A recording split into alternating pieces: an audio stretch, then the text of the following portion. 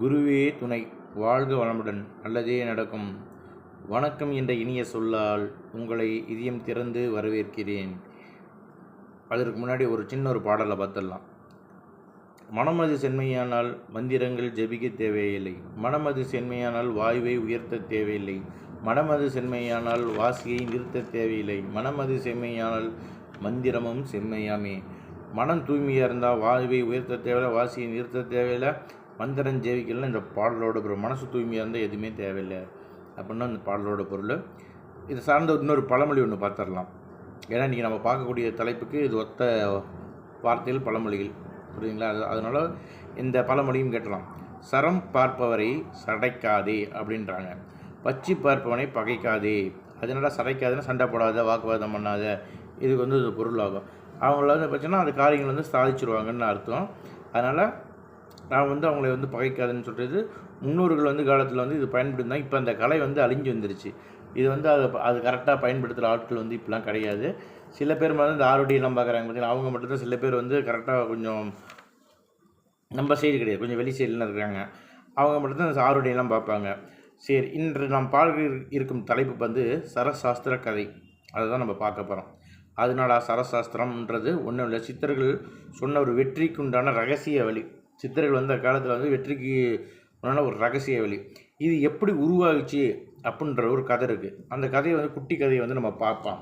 அந்த கதை என்னென்னா, அதாவது இப்போ ஜோதிட அறிவு இல்லாதவர்கள் வேறு முறையில் எப்படி நம்ம ஜாதகத்தை அறிந்து கொள்வதுன்னு உமாதேவி யாருன்னா பார்வதி இருக்காங்களே, பார்வதி உமாதேவி சிவபெருமானிடம் கேட்குறாங்க. அப்போ அந்த சிவபெருமான் உமாதேவிக்கு அருளிய சாஸ்திரம் தான் இந்த சரசாஸ்திரம். இந்த சரசாஸ்திரத்தை வச்சு என்ன பண்ணலாம், அவங்களோட காரியங்களை சாதிச்சிக்கலான்றது.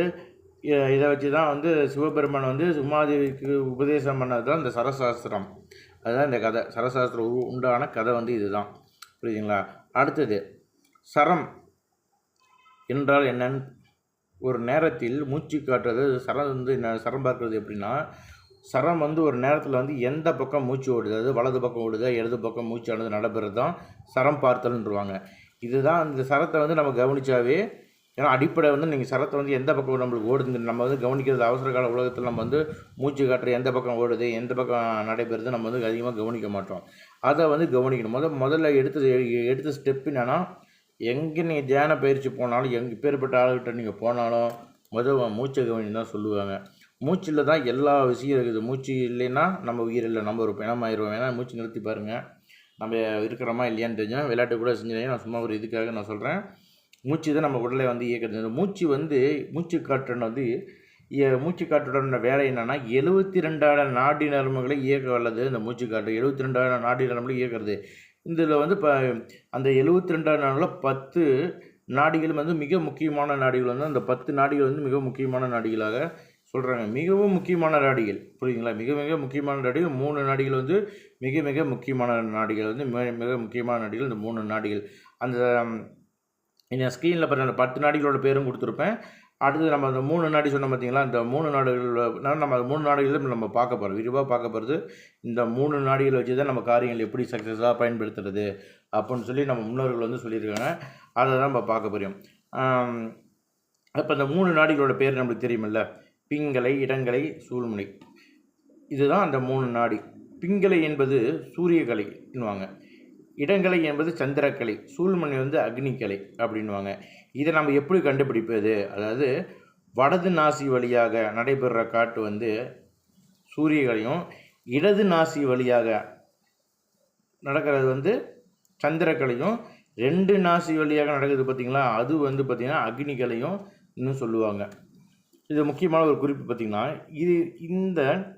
இந்த மூச்சு காற்று நடைபெறுதுங்களா, இதை என்ன பண்ணுவேன்னா, அவங்க காரியங்களை சாதிக்கிறதுக்கு அந்த சரத்தை அவங்களுக்கு தகுந்த மாதிரி, இந்த சரம் தெரிஞ்சவங்க என்ன பண்ணுவாங்க, அவங்களுக்கு தகுந்த மாதிரி அந்த சரத்தை மாற்றிக்குவாங்க.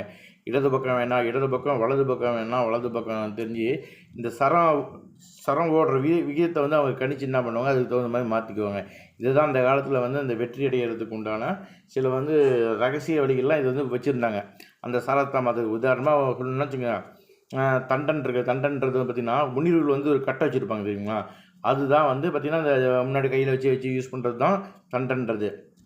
இந்த தண்டத்தை வச்சு தான் முனிவர்கள்லாம் என்ன பண்ணுவாங்கன்னா, அந்த மூச்சு காட்டுறது மாற்றக்கூடிய விஷயம் வந்து அந்த கட்டையில் இருக்குது. கட்டையிலலாம் அந்த பக்கம் வச்சுக்கோங்க, எந்த பக்கம் மூச்சு தேவைப்படுதோ அந்த பக்கம் கட்டையை வச்சு என்ன பண்ணுவாங்க, தன் மூச்சு காற்றானது அந்த மாற்றக்கூடிய வேலையெல்லாம் அந்த கட்டையில் வச்சு மாற்றிக்குவாங்க மூச்சு காற்று. ஏன்னா அவங்க பயிற்சி பண்ணுறப்ப இப்போ நாங்களே பார்த்திங்கன்னா நாடி சுற்றி பண்ணுவோம். நாடி சுற்றி பண்ணி தான் என்ன பண்ணால் நம்ம மனசு வந்து ஒருநிலைப்படுத்துறதுக்கு முன்னாடி, தியான பயிற்சிக்கு முன்னாடி நாடி சுற்றி பண்ணிட்டு தான் என்ன பண்ணால் தியான பயிற்சிக்கு பண்ணுவோம். ஏன்னா நம்மளுக்கு தகுந்த மாதிரி மூச்சு காற்றை வந்து மாற்றி தியான பயிற்சி பண்ணால் மனசு வந்து ஒருநிலைப்படன்ட்டு அந்த தியான பயிற்சி நாங்கள் பண்ணுவோம். புரியுதுங்களா? இது மாதிரி என்னென்னா மூச்சு காற்றை வந்து நமக்கு தேவையான முறையில் மாட்டுறது, அந்த தண்டத்தை பண்ணுறது, நாங்கள் வந்து நாடி சுற்றியும் இந்த மாதிரி பயிற்சிகள்லாம் நாங்கள் பண்ணுவோம். புரியுதுங்களா? இப்போ வந்து நம்ம இது வந்து நம்ம பார்த்திங்கன்னா இந்த சரம் வந்து என்ன பண்ணணும்னு வச்சுக்கோங்க. இந்த சரம் வந்து மூச்சு காற்று ஓடுதில்லை, இது எந்த நேரத்தில் எப்படி ஓடுதுன்னு நமக்கு தெரியும். இப்போ சரம் வந்து பார்த்திங்கன்னா 2 மணி நேரத்துக்கு ஒரு தடவை என்ன பண்ணுதுன்னு வச்சுக்கோங்க, வலது நாசியிலும் இடது நாசிகளும் மாறி மாறி வந்து சுவாசமானது நடைபெறுகிறது. புரியுதுங்களா? இது ஒரு சின்ன ஒரு சிம்பிளாக உங்களுக்கு விஷயம் சொல்லுங்களா. இது வந்து முன்னாள் காலத்துலலாம் சொல்லுவாங்க. இப்போ நாங்களாம் வந்து ஒரு குறிப்பிட்ட காலத்தில் வந்து பார்த்திங்கன்னா ஒரு பருவத்தில் வந்து நம்மளாம் படித்து முடிச்சு கொஞ்சம் ஃப்ரீயாக சுற்றிட்டு இருக்கிற டைமில் இது மாதிரி விஷயத்துக்கு தியான பயிற்சி இது மாதிரி தேடல் இருக்கிறப்ப சில விஷயங்கள்லாம் தேடி அலைய ஆரம்பிக்கிறப்ப என்னன்னா சில விஷயம்லாம் கற்றுக்கிறப்ப அப்போ வந்து ஒன்று சொல்லுவாங்க. இப்போ ஆண் பெண் வந்து கூடலில் இருக்கிறப்ப ஒருத்தருக்கு ஆண் குழந்தை வேணும்னா பெண் குழந்தை வேணும்னான்றப்ப என்ன பண்ணுவாங்க, அவங்க சூரியக்குள்ள ஆணுக்கு வந்து சூரிய கலை ஓடுறப்ப என்னாங்கன்னா பெண்ணோட உடலுறவு இருக்கும் பொழுது பார்த்திங்கன்னா ஆண் குழந்தையும் சந்திரக்கலை ஓடுறப்ப வந்து பெண் குழந்தையும் பிறக்குன்னு சொல்லுவாங்க. புரியுதுங்களா? இதை வச்சு என்ன பண்ணால், ஏன்னா இது சொல்ல முடியல, பப்ளிக்காக இருக்கிறதுனால நம்ம சில விஷயம் ஆழ்ந்து போக முடியல, அதனால் இது மேலோட்டமாக சொல்கிறேன். இதை வச்சு என்ன பண்ணுவாங்கன்னா ஆண் குழந்தை பெண் குழந்தையை வந்து முடிவு பண்ணிடுவாங்க. அடுத்தது பெண் வந்து அந்த காலத்தில் வந்து ஒரு கர்ப்பம் பண்ணி அப்போல்லாம் ஸ்கேனிங்லாம் எதுவும் கிடையாது. புரியுதுங்களா? அந்த ஸ்கேனிங் இல்லாத காலத்தில் வந்து என்ன பண்ணுவாங்கன்னா அவங்க பெண் வந்து கர்ப்பமாக இருக்கிறது சூரியக்கலையா சந்திரக்கலையான்னு பார்த்து அவங்க வந்து ஆண் குழந்தை பெண் குழந்தைன்னு சொல்லிடுவாங்க. இப்போ வந்து இதில் வந்து என்னென்னா இந்த ரெண்டு மூச்சு நடைகிறப்ப ஒருத்தர் வந்து உடலில் இருக்கிறப்ப என்ன ஆகுனா, அதாவது சந்திரக்கலையும் சொல்லிட்டேன் சூரியக்கலையும் சொல்லிட்டேன். ஆனால் 2 கலையும் நடக்கிறப்ப என்னன்னு சொல்கிறப்ப அவன் ஆணும் இல்லாமல் பெண்ணின் மேலே ஒரு வந்து திருநங்கையாக அவங்க பிறப்பாங்கன்றது சாஸ்திரம் சொல்லுது, நான் சொல்லலை, சாஸ்திரம் சொல்லுது. இதுதான் வந்து அதற்கு உண்டான ஒரு வழிமுறை. புரியுதுங்களா? இது வந்து நான் சும்மா உங்களுக்கு நான் ஒரு மேலோட்டமாக சும்மா மட்டும் தெரிஞ்சுக்கோங்க. இதை பற்றி நீங்கள் வந்து ரொம்ப டீப்பாலாம் பார்க்க வேணாம். அப்படி தெரிஞ்சிங்கன்னா நல்ல ஒரு குருமார்கிட்ட போய் இந்த விஷயத்தை பற்றி நீங்கள் தெரிஞ்சுக்கோங்க. நாங்களாம் பயிற்சி பண்ணுறதுக்கு முன்னால் பார்த்திங்கன்னா எங்களுக்கெல்லாம் ஒரு நல்ல ஒரு குரு கிடைச்சார். ஏன்னா வேதாத்திரி மகரிஷி இவங்கெல்லாம் பார்த்திங்கன்னா ஒரு நல்ல ஒரு குரு. அந்த அப்போ வந்து நாங்கள் பயிற்சி பண்ணுறப்பெல்லாம் அவங்க வந்து சொன்னால் அதுலேருந்து நாங்கள் விலகி நாங்கள் என்ன பண்ணோம், அதை தேர்ந்தெடுக்க சில விஷயங்கள்லாம் தேடி தேடி போகிறப்ப தான் சில விஷயங்கள்லாம் அப்போ கண்டுபிடிச்சோம். அப்போ கண்டுபிடிச்சோன்னா நாங்கள் போய் தனியெல்லாம் கண்டுபிடிக்கல, இருந்த விஷயத்தை தேடி கண்டுபிடிச்சோம், வேறு ஒன்றும் கிடையாது. புரியுதுங்களா? சரி, நம்ம வழிமாறி போகிறோம், நம்ம இதுக்குள்ளே பயணிக்கலாம். இந்த சரசாஸ்திரத்தை கவனிக்கிறதுக்கு முன்னாடி சில அடிப்படை விஷயங்கள்லாம் நம்ம தெரிஞ்சுக்கணும். அடிப்படை விஷயம்னா ஒரு நாளைக்கு மூச்சு எப்படி நடைபெறுது அப்படின்னு தெரிஞ்சுக்கிட்டோம், அது எந்த பக்கம் மாற்றுறதுன்னு அப்படின்னு தெரிஞ்சிருப்பீங்க. அப்போ இந்த விஷயத்தை தெரிஞ்சுக்கும் முன்னாடி இந்த சரசாஸ்திரத்தை தெரிஞ்சுக்கிறதுக்கு முன்னாடி இந்த சரசாஸ்திரம் வந்து என்ன செய்யுதுன்னா, இப்போ பார்த்தீங்கன்னா அது வந்து இப்போ சரம் வந்து ஓடுதில்லை, அந்த ஓடுறப்ப என்னன்னா உட்கார நிலையில் எத்தனை அங்குலம், நடக்கிற நிலையில் எத்தனை அங்குலம் அதை நம்ம தெரிஞ்சு வச்சுக்கணும். சும்மா ஒரு பேச்சுக்காச்சும் நம்ம என்ன செய்யணும், ஒரு நாலேஜுக்காச்சும் நம்ம தெரிஞ்சு வச்சுக்கணும். அது வந்து உட்கார நிலையில் வந்து பார்த்திங்கன்னா 12 எண்ணிக்கையும், நடக்கிற நிலையில் 18 எண்ணிக்கையும், ஓடுற நிலையில் 25 நிலையிலும், தூங்குறதுல வந்து 32 எண்ணிக்கையும் மூச்சானது நடைபெறுது. புரியுதுங்களா? கோபம், உணர்ச்சிகள், சந்தோஷம், ஆடல் பாடல்லாம் இருக்கிறப்ப 64 எண்ணிக்கை மூச்சானது நடைபெறுது. அதாவது சுமார் ஒரு மனிதனுடைய மூச்சுக்காட்டினோட அளவு வந்து 500 மில்லி லிட்டரும் ஒரு சாதாரண மனிதன். புரியுதுங்களா? மனிதன் வந்து ஒரு சாதாரண மனிதனுக்கு 500 மில்லி லிட்டரு அளவு ஏற்படுது. ஒரு மனிதன் சாதாரண ஒவ்வொரு நிமிடமும் சுவாசம் வந்து 6000 மில்லி லிட்டர் முதல் 8000 மில்லி லிட்டர் வரை மூச்சு காற்றானது உள்ளேயும் வெளியும் வந்து என்ன பண்ணுறான், அவன் இழுத்துட்ருக்கான். இதோட ஜென்ரல் நாலேஜுக்கு மட்டும் சும்மா தெரிஞ்சு வச்சுக்கோங்க. புரியுதுங்களா? இதை நம்ம அது அதிகமாக பண்ணல, இருந்தாலும் நம்மளுக்கு ஒரு மூச்சு காற்றை பற்றி ஒரு விஷயம் நம்ம உடலை பற்றி நம்ம தெரிஞ்சு வச்சுக்கணுமா இல்லை? சரி, இப்போ கடினமான உழைக்கிறவங்களுக்கு 4 மடங்கு முதல் 10 மடங்கானது மூச்சு காற்றானது செயல்படுது. புரியுதுங்களா? அப்போ இப்போ அடிப்படை விஷயங்கள்லாம் கொஞ்சம் நீங்கள் தெரிஞ்சிருப்பீங்க. இப்போ இதோட பலன் எப்படி நம்ம பார்க்குறது அப்படின்னு பார்க்குறப்ப ரொம்ப நம்ம டீப்பெல்லாம் நான் சொல்ல போகிறதில்ல, ஏன்னா இது வந்து தவறான வழிக்கு பயன்படுத்துறதுனால சில மட்டும் நம்ம சொல்கிறேன். இப்போ வந்து இடது நாசி வழியாக மூச்சு நடந்து போச்சுன்னா முக்கியமான காரியங்கள் கடிதம் எழுதுறது, தூது அனுப்புறது, ஒருவர் கலந்து பேசுவது, பிஸ்னஸ் விஷயமாக புது ஆடைகள் அணிவது, ஆபரணங்கள் அணுகிறது, திருமண செய்திகள் வந்து பேசுதல், அப்புறமேட்டு பெரியார்களை சந்திக்கிறது, இதெல்லாம் வந்து பார்த்திங்கன்னா இந்த இடது நாசி வழியாக நடக்கிறப்ப இந்த விஷயங்கள்லாம் செய்வாங்க. அடுத்து வலது நாசி வழியிடம் குரு உபதேசம். புரியுங்களா? குருவிடம் ஒரு உபதேசம் வாங்குறது, பிறருக்கு உதவி செய்தல், அப்புறமேட்டு புதிய கலைகளை கற்கிற, சங்கீதம் கற்றுக்கொள்ளுதல், எதிரியிடம் மோதுதல், இது போன்ற சில விஷயங்கள்லாம் இருக்குது. முக்கியமான விஷயம்லாம் சொன்னால் விதை விதைத்தல், மரம் நடுதல், இது போகமான விஷயங்கள்லாம் நீங்கள் விவசாயம், அப்புறமேட்டு வழக்கு பேசி முடித்தல், இந்த மாதிரி விஷயங்கள்லாம் நீங்கள் செய்யலாம். கல்வி கற்றல், மந்திரம் ஓதுதல், மருந்து உட்கொள்ளுதல், இதை மாதிரி விஷயங்கள்லாம் வலது நாசி ஓடுறப்ப நீங்கள் செய்யலாம். 2 நாசிக்கும் மூச்சு நடைப்பட்டால் எந்த விஷயம் செய்யாமல் வீட்டில் உட்காந்து படுத்து தூங்கலாம். புரியுதுங்களா? எந்த விஷயமும் செய்யக்கூடாது. நம்மளோட அன்றாட வேலையை மட்டும், இயல்பான வேலையை மட்டும் செஞ்சுட்டு நம்ம இருக்க வேண்டியதான். முக்கியமான எந்த ஒரு காரியங்களும் இந்த 2 நாசி வழியாக மூச்சு நடைகிறப்ப செய்யக்கூடாது. புரியுதுங்களா? இதனால தான் இதுதான் சரசாஸ்திரம். இது சரசாஸ்திரம் உங்கள்கிட்ட நான் டீப்பெல்லாம் சொல்லலை, சும்மா மேலோட்டமாக மட்டும்தான் சொல்லியிருக்கேன்.